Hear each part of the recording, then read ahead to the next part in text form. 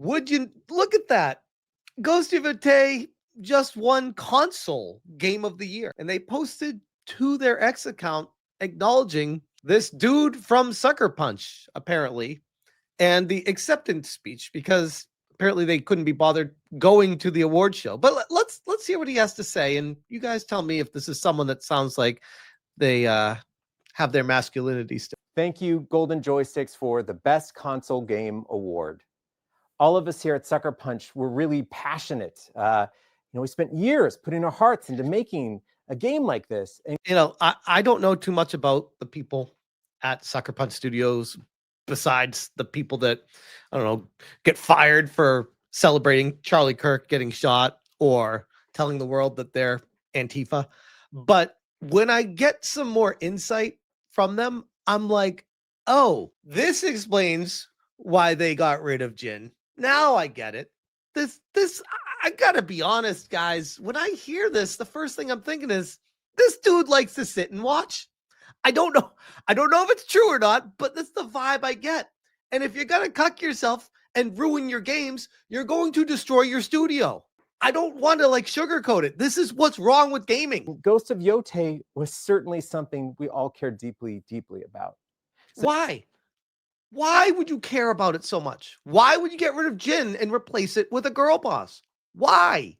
Why can't they ever answer that? To get this award, it's validating. It means that our work has paid off, that it's brought joy into people's homes. And that's what we were after the entire time. You've stolen joy from so many homes. Do you know how many people wanted Tsushima 2? And you did this to it. So sure, there's always going to be some people that are happy that there's literally anything being made because they will just consume product and move on to next product, not ask any questions at all. But that is the minority, as we'll get into with the sales numbers and stuff with Yotei, that are not good relative to Tsushima and what Tsushima 2 could have been with the money left on the table. So I'm very honored to accept this award. Thank you. I bet. The message is very grateful for you. I took to X and I said, breaking. Ghost of Yotei wins Golden Joystick Awards console game of the year. Take that, haters. I followed up with, meanwhile, Expedition 33 wasn't even nominated. What a joke of a show. What an upstanding, legitimate award event. Laughed my ass off. Nothing to see here, folks. Totally legit show. Comedy gold. And when you look into it, there are people left and right being like, oh, it's because it's the console game. It's the console game, and only console games get nominated, you idiot. That's why. Because Expedition 33 was on PC. That's why. Oh, really? Okay. Let's take a look. Console Game of the Year nominees. Donkey Kong Bonanza? Yeah. Nintendo Switch 2. Monster Hunter Wilds? I mean, they won PC alongside consoles. Ghost of Yotei? Exclusive to PlayStation 5. Death Stranding 2? Timed exclusive. Sonic Racing Cross Worlds? I've been playing that pretty much every Saturday with the SNH crew via Steam online with my PC. That's a second game that is not console exclusive. And then Mario Kart World. And I look at this list and I'm like, there's two things that could have happened. One, they didn't know that these games were on PC, or they didn't have enough games to fill out for console exclusives, so they needed to add others as well. And if that's the case, why the hell is Expedition 33 not on this list? So I took to my good friend, ChatGPT, and I said, how did the Golden Joystick Awards gather nominees to be selected for Console Game of the Year 2025? It says, here's how the nomination and selection process worked for the Golden Joystick Awards 2025, including category Console Game of the Year. For the main voting categories, 21 core categories, the game must have been released between the 1st of November 2024 and the 3rd of October 2025, when core public voting began. Nomination process. First, the organizers invited the industry, publishers, to submit games they believe deserve recognition. Then a judging panel, editors and contributors from media brands, including PC Gamer, Games Radar, Edge Magazine, Retro Gamer, and other industry experts reviewed the list of submitted games and selected the short list of nominees. So what this tells me is they left Expedition 33 off on purpose. I said, shouldn't console game of the year be limited to games that did not release on PC? Short answer, not under Golden Joystick Award rules. Here's why. Golden Joystick did not define console game of the year as console exclusive. So just from that alone, Expedition 33 should qualify. And I said, if that's the case, why was Clear Obscure Expedition 33 not nominated? It's a fair question. It does look odd that Clear Obscure Expedition 33 wasn't nominated for Console Game of the Year at the Golden Joystick Awards, despite winning their top prize, Ultimate Game of the Year. Here's a breakdown of what we do know and possible reasons. It goes through the explanations of this, that, maybe this, the other thing. Here's straight to the reason right here. The real reason Expedition 33 wasn't nominated.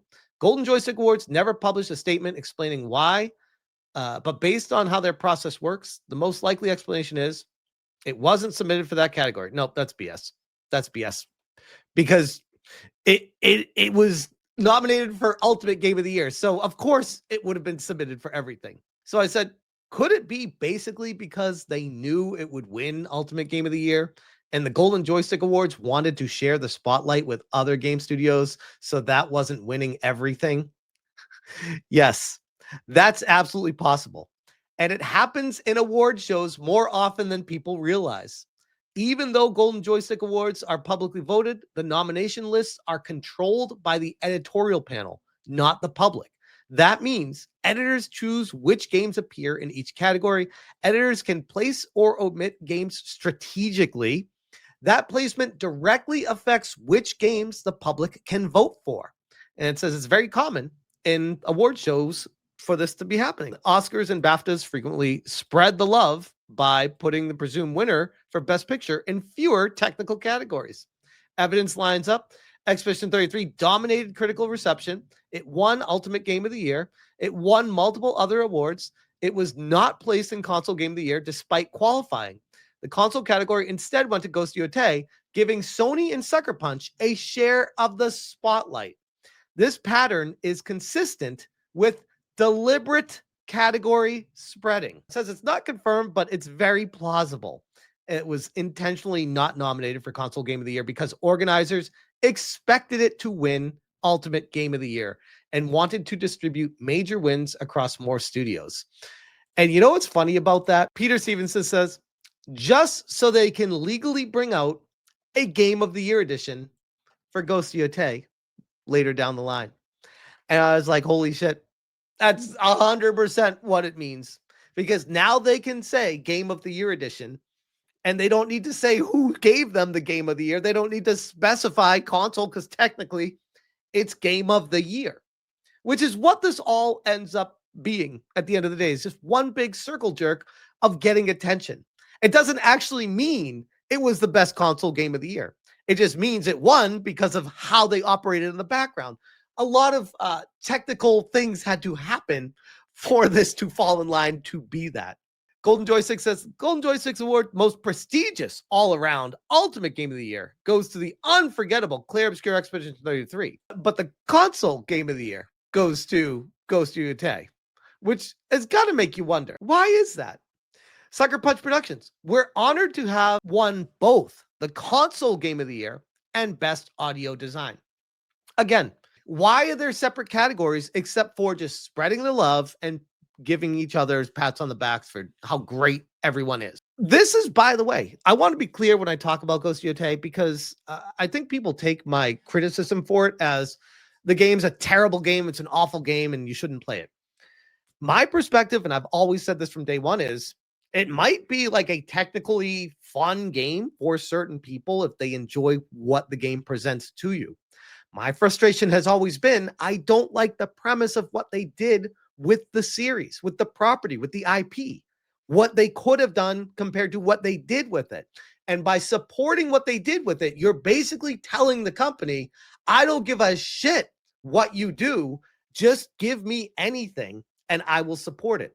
It's like, no, because that's how we end up in this place in the first place. Technically, not terrible. Overall, generally favorable, an 86 Metacritic. 8.2, generally favorable reviews, not terrible.